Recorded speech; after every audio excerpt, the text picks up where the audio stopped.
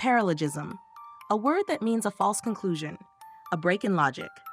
To many players, that's exactly what the latest Archon Quest feels like. Disjointed, messy, contradictory. But what if it's not? What if the weirdness is the point? What if Genshin's story is no longer just about gods and visions, but about storytelling itself? This is the Gardener's Paradox, a steelman of paralogism.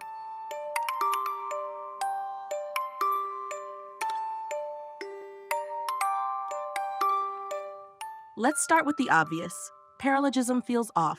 It drops bombshells, rewrites character motives, and ends on a tonal whiplash. Arlecchino is a loving, self-sacrificial parent. Clervy is fine. Liney's whole arc flips overnight. It's messy until you realize this isn't bad writing. It's meta writing. The quest is named after a logical fallacy. It warns you up front, don't trust what you see or what you think you know, because Genshin isn't just telling a story, it's telling a story about storytelling. Since the beginning, Genshin has used unreliable narrators. Dainsleif doesn't know everything. Nahida admits Tevat's records are false. Fontaine's people literally rewrite the truth in their own minds. The world is built on narrative gaps. Half-memories, conflicting myths, forgotten authors. Even the gods, who shape history, are confused, rewritten, or replaced. The question isn't what is the truth, it's who is writing it, and what happens when the story starts writing back. There's a metaphor that keeps showing up, quietly, over and over. Gardening. Albedo calls Randatir a gardener. Ai wants to control her garden of eternity. Nahida sees herself as tending the minds of Sumeru.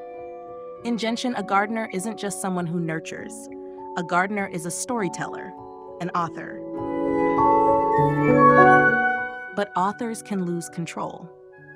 When a garden grows wild, who decides what's a weed and what's a miracle?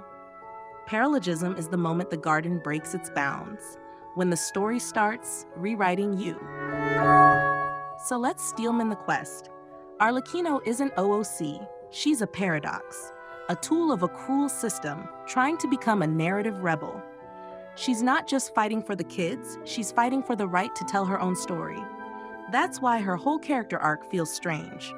Because she's not behaving like a traditional villain or anti-hero. She's behaving like a character who knows she's a character and wants out. Paralogism is filled with contradictions, on purpose. It's the story glitching, the world gaslighting its own inhabitants. Because the real war isn't just gods versus humans.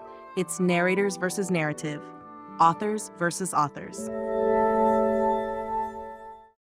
And all roads now lead to Nod-Krai, a place powered by the moon, haunted by dreams, ruled by no one. The perfect setting for a story that's coming undone. The factions entering Nod-Krai, the Voynich Guild, Frostmoon Scions, Lightkeepers, they aren't just lore fluff. They're metaphors, archivists, rebels, survivors of forgotten stories.